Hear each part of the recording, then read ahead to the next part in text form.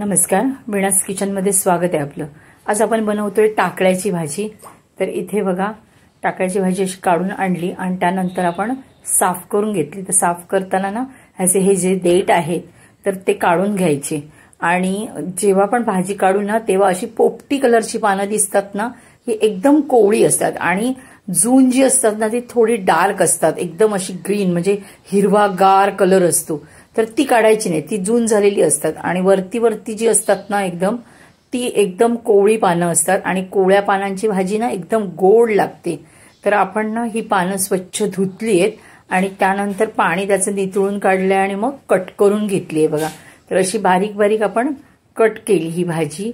आता आपण याच्यानंतर फोडणीची तयारी करूया। तर ही भाजी जी आहे टाकळ्याची किंवा ज्या पावसात भाज्या येतात त्या खूप गुणकारी आहेत, त्याच्यामुळे एकदा तरी आपण पावसात ही भाजी खावी।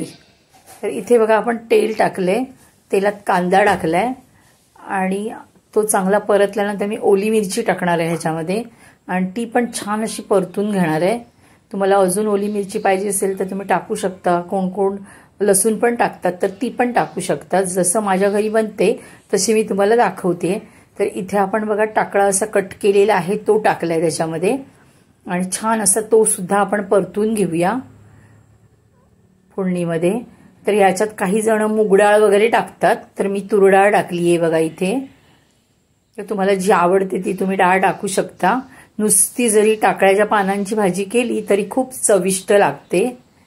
तर इथे बघा मी ती डाळ टाकून सुद्धा छान अशी भाजी परतून घेतेय।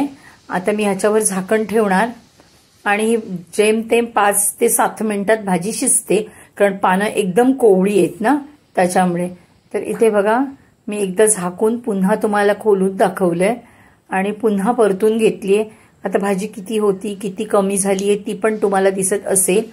तर आता आपण भाजी जेव्हा ही शिजते ना तर त्यानंतर ह्याच्यात मीठ टाकायचं, कारण लवकर जर मीठ टाकलं आपण तर भाजी आळते आणि मग भाजी खारट बनते। तर जेव्हा पण आपण पालेभाज्यांच्या भाज्या करतो ना तर तेव्हा मीठ हे शेवटी भाजी शिजल्यानंतरच टाकायचं, म्हणजे मीठ बरोबर प्रमाणात पडतं। तर इथे बघा मी चवीपुरतं मीठ टाकते आणि व्यवस्थित अशी ढवळून घेते। आणि वरून आम्ही आता कोकणात राहतो ते खोबरं टाकते मी बघा, कारण कोकण आलं की खोबरं आलं। तर इथे वरून मी असं खोबरं टाकलंय आणि इथे अशी बघा आपली मस्तपैकी टाकळ्याची भाजी तयार झालेली आहे।